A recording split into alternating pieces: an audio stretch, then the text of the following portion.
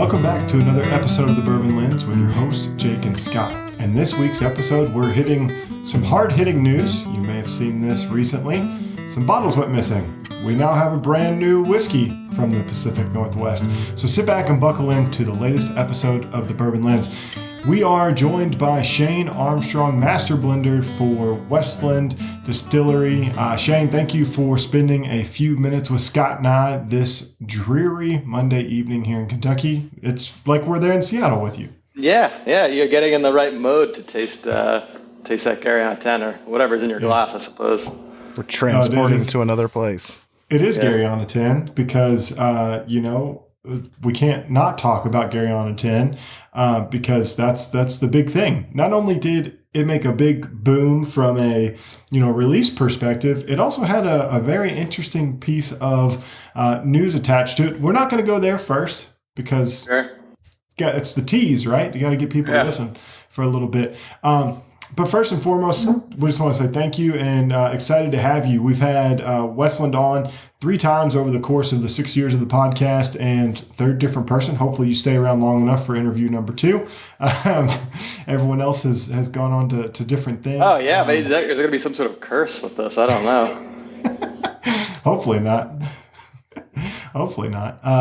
But, excited to talk with you because there's a lot that goes into an American Single Malt, and you've all been on the kind of cutting edge of this for quite a while. So, for you as being part of Westland's team, what's it mean to, see American Single Malt get ratified almost a year later, right? And then continue to be one of the flagship names in American Single Malt? Yeah, it means quite a bit. I mean, the idea, the genesis of the American Single Malt Whiskey Commission started here. So Steve Hawley runs that. He used to work for Westland and was part of, the very beginning of Westland and all the label design and marketing and that. But it means quite a bit to be part of it because at a base level, Westland, we do quite a bit and there involves a lot of explanation. So if I don't have to explain what American Single Malt is, if we could get that, in the lexicon, then it's a good place to start. And I think it's only the beginning. It took a long time to get it ratified, but we're still at the start of what people can do. So I'm excited for that. Yeah, Scott's a lawyer by trade. Did you think that took long, or is that a short period in legal terms, Scott? It's probably about average. It's right there in the middle. Nothing moves quickly with regulations and laws and trying to get the wording right, make sure everybody's happy, and rewriting it a million times. Never goes through on the first pass. Yeah, no one accuses the government of moving blisteringly fast, but it's one of those things that there was a lot of teases, like, oh, it's coming up next session, we're going to do it. And then I was kind of surprised when it actually did happen. I was like, oh yeah, okay, because it had been year after year of saying it was going to happen. Do you find that now that it's happened? Do you find that? We're from Kentucky, so explaining bourbon to people, it seems like it just rolls off the tongue. But does it seem like things are trying to change or starting to change with the consumer? Not a ton. I think that'll also take time to be established. American Single Malt is kind of a mouthful. Obviously, bourbon is a really nice name for something. The word feels good. American Single Malt, it kind of has to be because it's telling you exactly what it is. So we'll see. We'll see if people can grasp if there's a fundamental connection between all these different distilleries. Yeah. Yeah, I find that to be interesting too, right? Because bourbon, right, we know it's distinctive to only being made in America. But when I say the term single malt, if I don't put, the prescriptor or the descriptor in front of that, it could be Irish or Scottish or Japanese or Taiwanese or Australian, whatever. Pick a country and throw a dart at a map. So putting American in there differentiates us so much in there because America is uniquely different, right, than everywhere else in the world. For that, have you seen adoption of American single malt from an international consumer? Like being in a market that is very international, do you see people of all palates and all walks of life adopt this? Or are they still like, oh, that's not Scotch or that's not Irish single malt, right? Like, are they, I don't know, I'm not going to say pretentious, but I'm going to say pretentious when it comes to, their preferred single malt. I mean, I always have to be convinced. It's like the easiest way is to get the whiskey in front of them and have them taste it, and then they can define it however they want. They can make their own decision about it. Yeah, I don't know largely what people's sentiment are, I guess.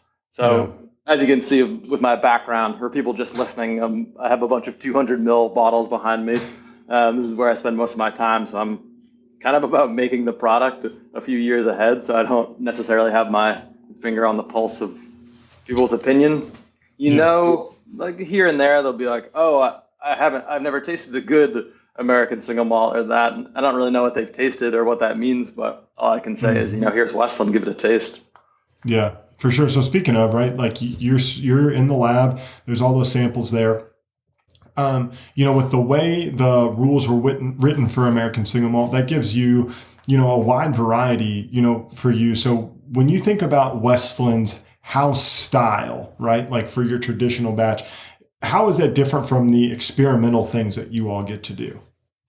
Yeah, so from a base level, like fundamentally, we're trying to express the place that we are and sort of explore flavor. And so if you think about what is our kind of the backbone of Westland is our 5 malt grain bill, which uses malt that's kilned and roasted to different levels. So there we're developing flavor, and a majority of this barley is from Washington State, because Washington State grows a fair amount of barley. It doesn't grow all that much corn, so it makes sense here.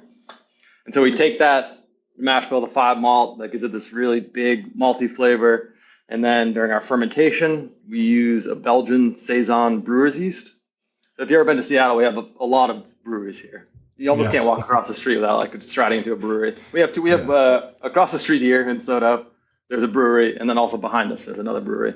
But so you think about the development of flavor, and you think about beer and the fermentation process. Belgian beers are driven by that yeast.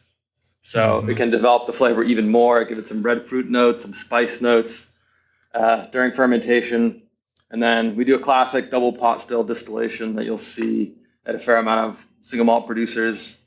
And then as far as casks, we take that and we predominantly put into new oak casks. We have 2 different ones that have different char and toast levels and different air drying time of the staves. So some are air dried for 18 months, other are air dried for 24 months. So we've built up this big multi-spirit, developed the fruit character and fermentation so it can stand up to being put into a new oak cask. Otherwise, use a pale malt, maybe use a more standard yeast, like an M strain distiller's yeast, and you put it into new oak, the cask is really, really going to dominate. So we sort of put these puzzle pieces together to get to the end. Because in a lot of ways, because of bourbon, American whiskey is defined by a new oak character. Yeah. So it's interesting to combine these two things. You have a much more delicate spirit, single malt, but you can take steps to having to age in a new oak cask. And that's the backbone of Westland. But if you want to keep extending it out, it's like, okay, barley. There are thousands of different varieties of barley, but there's a very small list of what are the AMBA approved malting varieties. And so we've worked with Skagit Valley Malting and the Washington State University Bread Lab. Yep. And we've distilled, I don't know, depending on how you count it, like 30 to 50 different varieties of barley. Wow. So kind of wild. And within that, so some of them are distinct, like genetic lineages. And then you take that, grown in different areas or malted slightly differently. So that's a big exploration of barley that we've done. You ever had our Calere release? Yes. That's like a direct single variety, single vintage, what that has been. And then you think about casks. I was talking about using a lot of new oak. Well, we also use a cask, which we'll get to in a minute. Quercus Garryana is a species of oak. This is as opposed to Quercus alba, which grows on the eastern half of the U.S., on the eastern side of the Rockies. So Garry oak grows in a pretty thin band from BC, Canada, down through to California. And this is think about this. You're making whiskey and you want to express where you are. like you have a unique species of oak that grows here, like, you're going to give it a try, and it really gives a. It's very unique compared to standard American white oak. It's probably more comparable to French oak. Has a lot more spice, has less sort of vanilla and coconut than standard white oak. And so that's a little bit of what we do. I could go on and on. But. No, I love that because I think a lot of people hear like malt, and right, it's the back end enzyme producer, right, in bourbon, right? That's what they think of. They don't think of it as a flavoring grain, which malt has a lot of flavor to it. And I've always thought of asking this question. I've never asked it, so I'm going to ask somebody who does play with this. Like when people say like chocolate malt or these different types, is that like a roasting technique, or is that a certain varietal of malt that is created? Because you talked about all these different malt strains, and we talk a lot about heirloom corn recently. That's becoming really popular. So is there like heirloom styles of barley that's produced, or how is that all created? Yeah, there are. So for the question on the chocolate malt, so that's just a roasting level. So you'll have like in brewing, it's the Lovibond scale, which is just how dark it is. And so there's like chocolate and pale chocolate, and then brown malt, which has a little bit less than that. And then there's things that aren't roasting, but just playing with kilning temperatures. So like what defines like a Pilsen malt versus a pale malt versus a Munich, like these happen in the kiln. So there's that. But then the sort of what you're getting at, the heirloom style, is there are those in barley. One of them that I was just tasting the other day, it's called Bear Barley, Bere, which if people are familiar with Bruichladdich, which is our sister distillery, also owned by Remy Cointreau. It's a really ancient variety, like tracing back to like the 8th century or something. It's something that was grown up for a long time in Scotland. And so this is what's called, you could say heirloom, but they also call it landrace variety, which is meaning something that wasn't just bred either in a lab or intentionally, meaning will be a mix of genetics in a field, and then eventually like sort of one profile will start to dominate because usually that's best fit to that region, if you could imagine. So that's why they call it a landrace, because then it's almost like the genetic source sorting and everything's getting worked out in the field from generation to generation, and it eventually becomes like a distinct profile. But that's cool. Heirloom. And then other ones are, ones that are crosses of things in labs, like Maris Otter is a UK variety that's often used in crosses to make other varieties that maybe are more suited to being grown in different regions. For sure. And like Macallan, I think, uses that as like kind of their barley of choice, right? I think I got that right. Yeah, these things have shifted from years to year because you think about large scale production, and the idea is in the field, you want it to be disease resistant and you want it to be high yielding when you mash it. And so the crux is that if you keep using, there was this famous one called Golden Promise, which was for years was the dominant variety that people used. But eventually, like these diseases that attack it in the field are going to adapt to this variety. So then you end up changing it to something else, either because you want it to be high yielding or because like disease is sort of knocking it out in the field. So they end up shifting pretty much as a group. Interesting. And then like the most common, right, is like 2-row or I think. Yeah, so 2-row spring varieties. Yeah, 2-row is probably the most common. That one that I just mentioned, Bear, is a 6-row. So we've done a couple of 6 rows, Alba being one of them, Bear being one of them. They have a higher protein content. So more of these enzymes. You actually see them being used by adjunct brewers, like really big, so like Bud or something like that, that wants a really, high enzyme, big enzyme package to be able to, make use of their adjuncts, whether it be corn or anything else. But it has a high protein content. And since we use an all malt mash bill, we're not really, we don't need all the enzymes, but it does gum up the mash a little bit. It's harder to work with, but it does have a pretty distinct flavor difference from the two-row. So you can have two-row spring. You can have ones which are called winter varieties, which they plant just before winter and go into dormancy during winter, which is kind of interesting. Mm-hmm. Interesting. I feel like I just got a whole education on barley.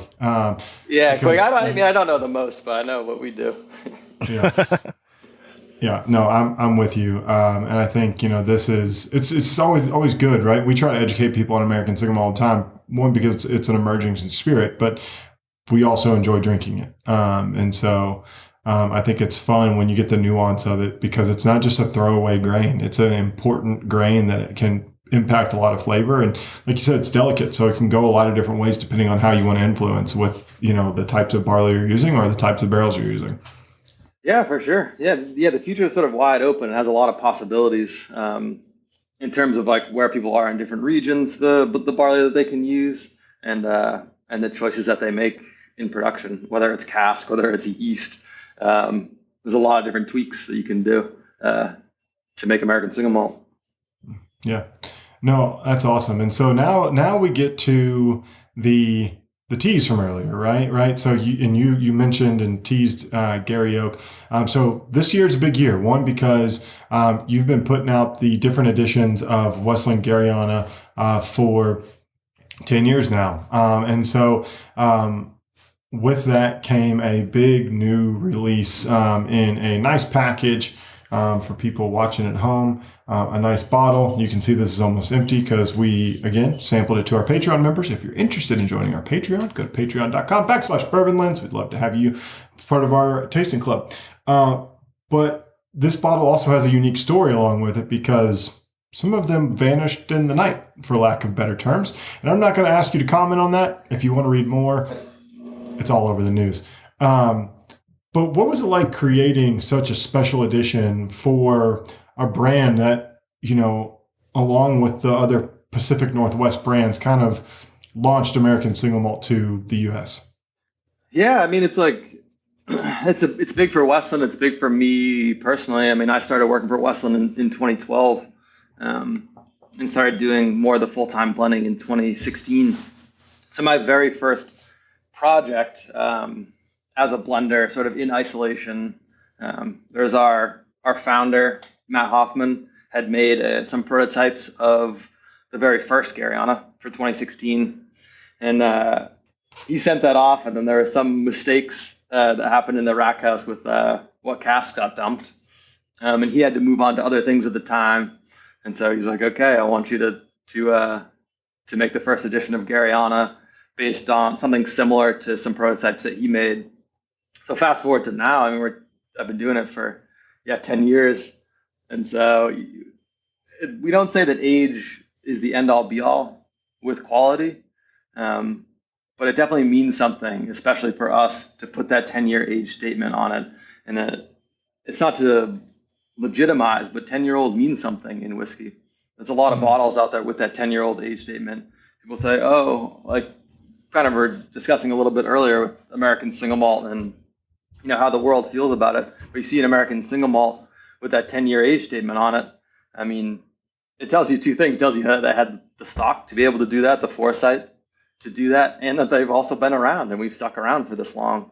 So it means a lot. And for it to be Garryana is just, the cherry on top for us, because that's something that really expresses where we are. This Gary Oak is extremely unique, much more limited supply, and it can define the vatting from year to year. My job is taking this something that's very unique and is very variable from cask to cask and putting it in a different framework. So to put it in this 10-year framework was really interesting to me, to be able to spread out the notes a little bit more and work with that maturity.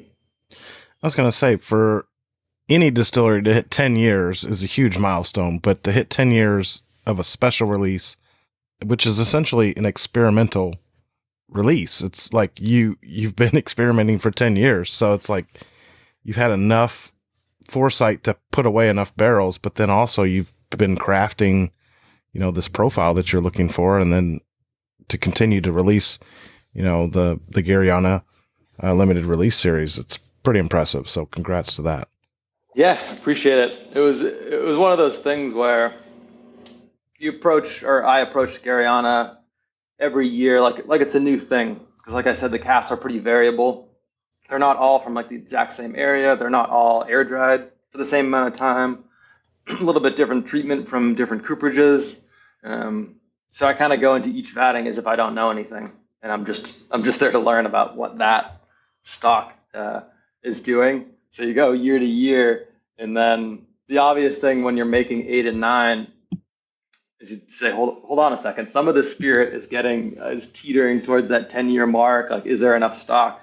And then start to think about making prototypes of it. And yeah, fortunately enough, it worked out. Yeah, and this is experimental in a lot of different ways, because I think it has, I don't know if it's true, but it feels like there's like 10 different casks that are used in this 10-year anniversary. How does it go into, creating the profile? Like, can you walk us a little bit behind the scenes of what you were trying to do when you set out? Obviously, you said you go in with like a fresh mindset, but was there any type of picture you wanted to try to paint? Yeah, so I kind of mentioned this earlier, but this idea of taking something that's inherently pretty concentrated notes. A lot of times I call it clove, but it can be a more ambiguous spice than that. This is something I always say. I don't know if people are getting tired of it yet, but I always reference Dune when I talk about it. And I've been doing this before the movies came out, by the way. Was that it's the spice. It's the spice, something that holds so much power, but you don't really know what it is. Sometimes you can't quite put your finger on it. So it's to take something like that, which in past versions, and it doesn't bring much sweetness to the table. So there's a balancing act to do. So you take that big profile, in the past 3 or so versions, so 7, 8, and 9, so it was playing against wine casks, was playing against PX, was playing against Oloroso. So fairly big characters playing against the Gary Oak. But this one, I wanted to add a fair bit of space. You can imagine it's like a compressed cask, really concentrated spice notes. But as you stretch that out and you vat it with things like these rum casks, some refill casks, you can allow those notes to start to spread out a little bit. So you can almost lengthen the experience time of it. And also maturity plays a role with something like that, using a fair amount of used oak. So that was kind of the intent. And it's something I've played with it at different points in time, but it really wraps it all together in the 10-year. Yeah, like a spiced chocolate is kind of where I get that. There is some red fruit, I think, that goes along with this as well. But like a spiced chocolate, like an Indian chocolate. And I only got to try that because Bardstown Bourbon Company did some with Amaret, and they had like a spiced Indian style chocolate with it. And that's kind of what it gives me with like some red fruit. But it does give you that space. It does have a lot of spice. It's an ambiguous spice. Like, it feels Thanksgiving-ish, sage, clove, a little bit of nutmeg, right? But I think it's, perfect season to be released in, right? Like, couldn't ask for a better, sure. Flavor profile for what we're about to eat here in about 3 weeks. Yeah, I mean, I agree with all that. So the sort of red fruit, a lot of times we call it cherry in different conditions here. It's something it's kind of a commonality, because we always use the Belgian brewery uses yeast, or Saison style yeast. And that a lot of times drives that red fruit note. So it's an interesting through line if anyone's out there and wants to, because some of ours feel wildly different. But I think that's a through line of everything. If you're curious of connecting the dots on it. Yeah, I'm comparing the Westland. I think it's the flagship, whatever, the Westland American Single Malt, comparing them side by side, and it, like, the strawberry red fruit note, it just jumps out of the glass on the Garryana. Yeah, what's interesting about Gary Oak too is, I mean, this happens with a lot of whiskeys, but especially with Garryana, is letting it sit for a minute in the glass, and then that spice note develops even more. So I always recommend doing that. Yeah, I just like for this, like that like chocolate maltiness is just really front to back, side to side is something that I've come to appreciate. I don't know if there's stout cask in this. It kind of has got like a stouty type of feel to it, but I really enjoy the mouthfeel to the lingering flavors. I don't have to sip this very fast. I can sip it and it just kind of breathes with me for quite a while, which I appreciate in the whiskey. Like, I want it to be nuanced. I want to be able to sit back, think about it. What am I getting? What am I experiencing? And this is that. And for the cigar lovers out there, if you like a cigar, I think this would, really kind of play nicely at 100 proof, would stand up to a cigar very well. Yeah, so like I've been, talking about that 5 malt mash bill. So in this vatting, 42% was that 5 malt mash bill. So like that has, those very developed chocolate notes that you get from the malt, but are also you'll get from some casks as well. So those combine in an interesting way. And the remaining is pale malt of some of different varieties. So it's like this vatting is, we were talking about this a minute ago, but it looks confusing on paper. It's better to just taste it and then maybe look at the paper after to see what's actually in it. Because in terms of the pale malt, we have our Washington Pale, we have Copeland, which is a variety of malt. We have some of a distiller's malt and some Pilsen malt. And that's just ones that are in sort of like what you call the pale category. Yeah. No, I mean, it's an enjoyable pour. I mean, I like American Single Malt, but this is definitely unique and enjoyable. Scott, any other thoughts that you have kind of on the flavor profiles, or what's standing out to you? Yeah, I mean, it's just like an elevated version of Westland. I've always liked Westland. I mean, it was probably one of the first 2 or 3 single malts, American single malts. Probably single malt, period, because I wasn't drinking a lot of scotch with having a bourbon podcast, but this is just like an elevated version. I mean, it's worthy of, a limited release. Like, that's the whole purpose of it, but it's very good. Yeah. And I've tried, I believe, a couple of the past few years releases of the Garryana, and this is just like a fruit bomb, and I love it. So yeah, good to hear. I would always say it wrong. Like, did you say it is Calare? Is that correct? Yeah, Calare. Calare. Yeah, so it's interesting. That's our like variety ones we'll eventually have a different name for it. The Calare is kind of ending somewhat soon. So if people like it and see it out there, you can pick it up and then it'll become a different product. But it's Latin for to cultivate. So I really enjoyed that. But this one, like, this might be my favorite Westland release that I've had. I've enjoyed the Clares because they were like campfire whiskeys to me, and I would literally sit around the campfire and drink the whiskey because we'd get a couple ounce sample and they would just disappear one night, one pour.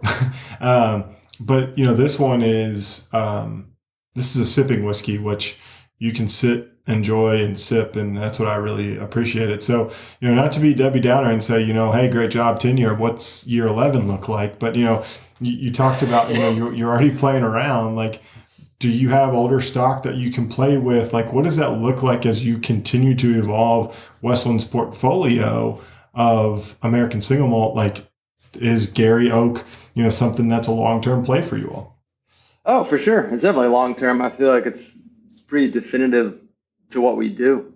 And so before we did this 10-year, and we're going to have 10-year age statements for a bit now, it's not going to be 11 years old.